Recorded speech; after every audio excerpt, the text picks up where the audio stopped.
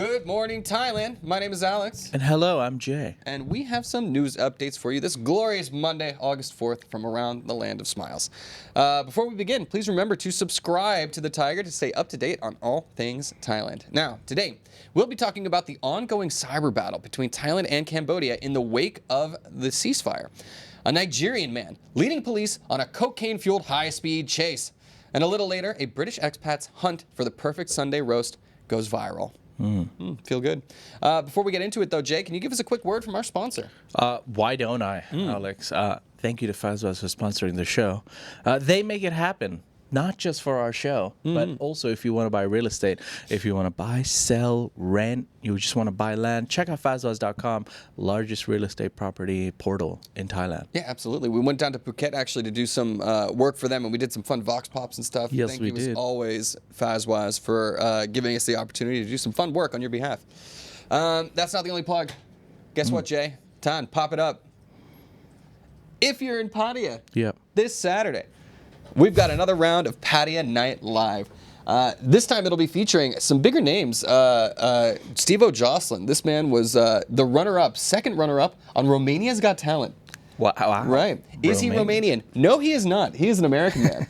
And he just went and on a whim, we could use a comedic talent. He's like, I don't speak Romanian. Sure. And then he went in and he got second place. He almost won the whole shebang in Romania.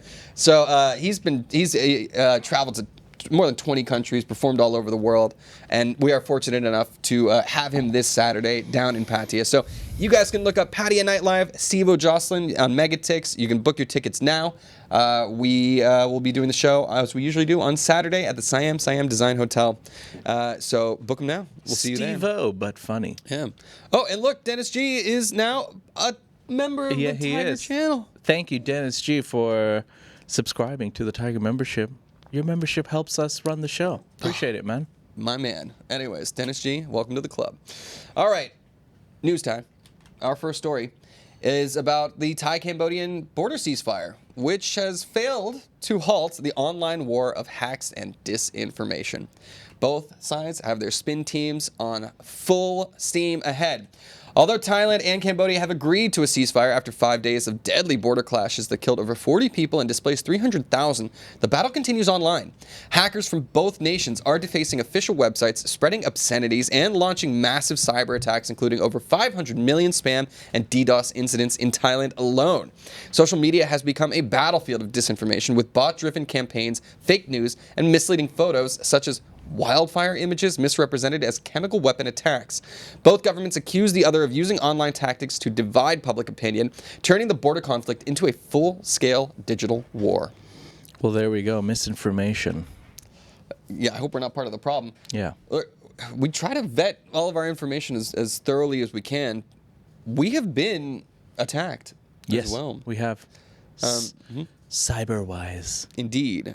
And not cool. Not cool. Don't do it. Not cool. We don't like it when that happens. But yeah, I mean, look, during war times, obviously people are highly emotional and they want to be on the good side. So a lot of news coming out saying that, Cambodia started this or Cambodia broke the ceasefire. And yeah, people from Cambodia will want to obviously paint a different picture.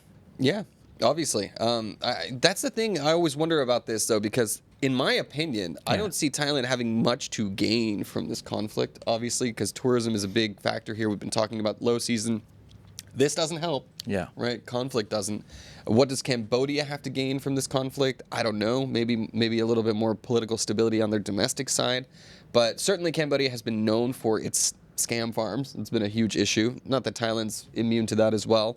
But what's interesting is to see that the government has been able to direct a lot of these illicit assets to be able to engage in this kind of attack. It's crazy times, and I'm sure we'll see a lot of bot comments on this video as a result of that. All right. Well, for now, we're going to move on to our next story, which is staying on the same topic as Thailand weighs concrete wall to ease fragile border tensions with Cambodia. Just build a wall. Build the wall. Thailand is considering building concrete walls along key stretches of its border with Cambodia to prevent future incursions after deadly clashes in disputed areas. The proposal, introduced by Palang Pracharat leader and former Defense Minister Prawit Wongsuwan, targets provinces like Sisaket, Surin, and Buriram, where fighting recently erupted near Prat Vihir. These skirmishes left 12 Thai soldiers dead and forced around 138,000 civilians to evacuate, with many still unable to return home and amid fears of renewed violence. Officials view the wall as a long-term, non-violent security measure, though the fragile ceasefire remains, tensions remain high. Yeah. Boy, the walls becoming a popular foreign Is that the solution, though? Let's build a wall? I don't think so. I feel like that's a solution from a series on Netflix called Space Force, where a military leader or it will just be like, can we just bomb them? Yeah. That's often the solution. We'll build a wall in space. Yeah, we'll build a wall and that'll keep them out. That'll stop all conflict. Not like drones aren't a thing, or we just toss a rope over and climb over. Very medieval response to a very modern problem, I have to say. I don't know what the solution is, but I think that this is, you got to wonder how much of this has just become a pop culture phenomenon. Walls work, right? I guess, why not just like an electrical fence or something, or just a really large fence with barbed wire? Technically, it would still operate in the same way. Yeah, I don't. I'm much cheaper, wouldn't it? Fence expert. I don't know. Yeah, probably, but concrete, baby, it's built to last. Oh well, there's a reason I'm not in the military. Yeah, you could just clip the fence. You know what I mean? I don't know. But we'll see if that actually pans out. I'm not sure it'll happen. All right. I need a graphic, Tan. Can you hit me with some Farangs behaving badly? It's just powdered sugar, I swear. Our first Farang behaving badly today, guys, is a Nigerian man. Okay. And they have a bit of a reputation around Thailand. And guess what? This story is not going to help it. A Nigerian man was arrested after a Phuket police chase leads to a cocaine bust. The white powder. Sup, bro? Phuket police arrested a Nigerian man after a high-speed chase that began when he fled a routine checkpoint in Chalong on the 1st of August. Officers pursued the suspect, identified as Mr. Basil, that's a good dealer name, through Katu before stopping him on Chao Pha Mine Road. A search of his vehicle uncovered 73.31 grams of cocaine, very specific, classified as a Category 2 narcotic in Thailand. He now faces charges of illegal possession, with the case under investigation for potential drug trafficking connections. That is a lot of cocaine for personal use, I have to say. Authorities have yet to confirm if other suspects are involved. I feel like we were both rushing to that. 73 grams of cocaine. That would kill you.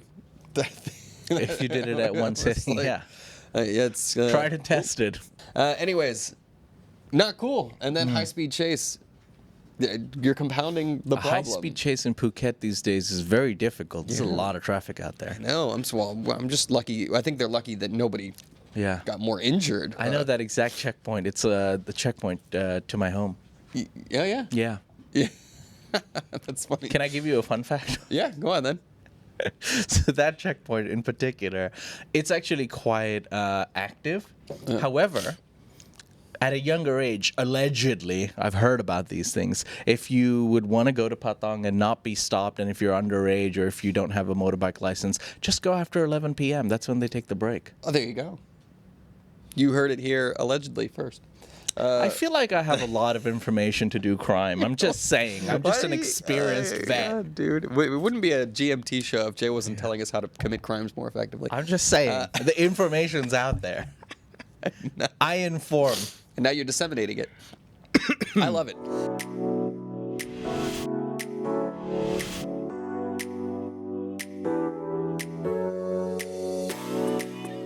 All right, this next story, this one's pretty viral. Look, we're a couple of days late on this one. Yeah. But it was just such a shocking video that I wanted to bring it to people's attention because it is... Like, it's almost laughable if it wouldn't be so sad. But, Jay, please tell us about this one. All right. Our next story talks about an outrage in Thailand as a woman runs over a homeless man at a temple and walks away. CCTV footage from a temple in Nakhon Pathom has sparked public fury after showing a woman in a silver SUV running over a 63-year-old homeless man and dragging him several meters before parking and walking away. The incident, which occurred on 28 July, left the man with a fractured spine and severe blood loss. He has since undergone surgery. Witnesses say the driver, a regular temple goer, briefly gestured to a monk before leaving the scene and later traveled to another province to make merit. Police have seized the vehicle and launched an investigation as the clip ignited widespread criticism over the driver's apparent lack of empathy. This was insane. Like, so if you see the footage, she clearly runs over a dude. Yeah. Like, it just seems like old lady driver. Yeah. You can see him there. He was also sleeping in the middle of a parking lot. Not a great place to fall asleep, I think. But then she just gets out of the car and she's like, what did I run over? And she's like, oh. And she's just sort of like, wise at him, like, oh, I really have to go make merit now. I'm like, and she just bolts, like to go pay alms or whatever. It's like, I think the right thing to do in that situation was to call emergency services. Help. Yeah, call help and possibly wait. Yeah. And now, like, I think she thinks, like, well, as long as I just pray, everything's okay. What kind of charges are going to come against this lady? We don't know. There's an investigation. They've seized her car. Yeah. Thank God. Yeah. She's not a menace anymore. However, this does happen a lot. Like Thailand has a host of stories over the years where a crash takes place, someone dies or someone gets severely injured, and the driver often walks away. Yeah. Yeah. This is it was a thing in China too. There's no good Samaritan laws to protect people that try to intervene, so there's a lot of bystander effect. Like something bad happens, not my business. This was terrible because she was directly involved. She's the one who ran this guy over and just decided to, oh, you know what? I'm just going to pray for my eternal soul and this will all go away. Yeah. Not the case. So, anyways, crazy stuff. All right. Well, anyways, we're also a little late to this one, but I thought I would update all of the content creators out there. Thailand has imposed a nationwide drone ban amid border security fears. It's kind of messed up a couple of our shoots. Thailand's Civil Aviation Authority has issued an immediate nationwide ban, that was a few days ago, on all civilian drone flights until the 15th of August due to escalating Thai-Cambodian border tensions. Only state security agencies are exempt. Authorities cite rising concerns over illegal aerial surveillance and national security risks, with violators facing up to 1 year in prison, a 40,000 baht fine, or both. Security forces are authorized to neutralize any unauthorized drones. You're going to get shot out of the sky. The CAAT urges the public to report sightings and says the order could extend if border conditions remain volatile. That's right. No more drone footage of your properties. At least until the 15th. Yeah, hopefully it doesn't extend any longer. It's a big part of our business. We're drone operators over here. So, yeah, just don't do it. I love the threat. Yeah. We're going to shoot it down. It's kind of like, with Jesus. All right. Well, look, Thailand, drones are easily available. There are a lot of unlicensed drone pilots here, which is quite surprising considering that it's extremely easy to get a drone license and a pilot's license. You don't even have to do a test. You just apply for one. However, no flying drones for a while at least. Unlicensed people in Thailand? I feel like, come on. That never happens. Of course not. Anyways, be careful out there. Don't fly your drones for the time being. All right. For now, we're going to go to our favorite city, Pattaya, where residents fume as drainage project drags into fourth year. Frustration is boiling over in Pattaya's Te Prasit, Soi 7 and 9, where a drainage and road construction project has stretched into its fourth year with no clear completion date. Isn't that every project in Thailand? Residents face muddy detours, blocked access, stray dog hazards, and dangerous walking conditions. That's just an average street in Bangkok, while city officials remain largely silent.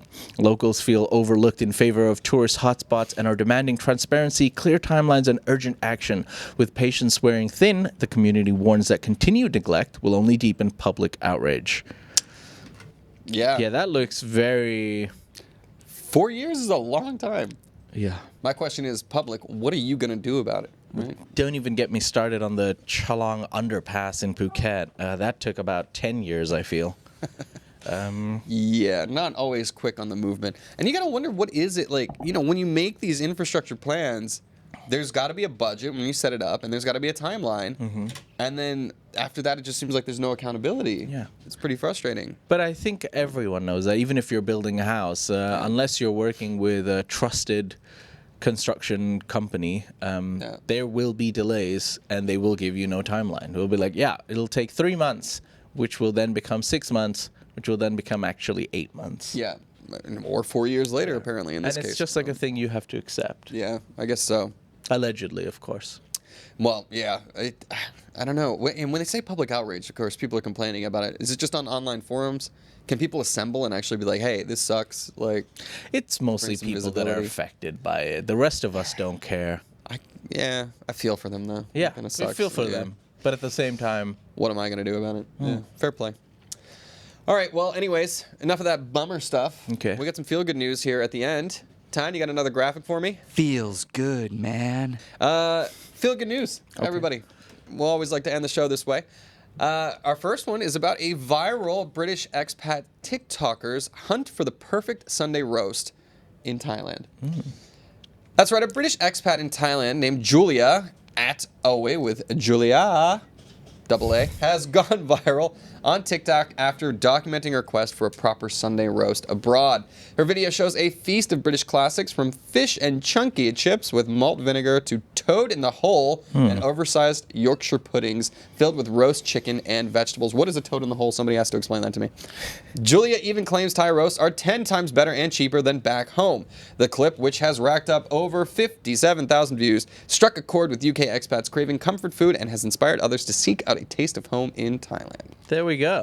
Where's your favorite place for a Sunday roast? Sunday roast. Nowhere. Sorry, Okay. Brits. I think it's terrible food. There's a good one in a Sunday roast at Hemingway's is pretty decent. Sure. And very fairly priced. Yeah. There's Where- also a couple of pubs that do it in Sukhumvit Road. Yeah, Sportsman, I think, Yeah, did a Sportsman decent one. has a yeah. decent one. Yeah. In Phuket, there's the Green Man. I don't know if the Green Man is still open, but feel like it's been open for the last 55 years. Yeah. What is with British people? There's two things that they will die on the hill of: Sunday roasts and English breakfast, full English breakfast, which I feel like an English breakfast is overrated. It's just super overrated. right? But Sunday so roast, I bad. understand. It's not bad. It's very filling. Yeah. And Yeah, Sunday roast. I'll give some credit to the Sunday roast. I'll Yeah. give some credit there. Stuff Yorkshire yourself. pudding. I'm into that.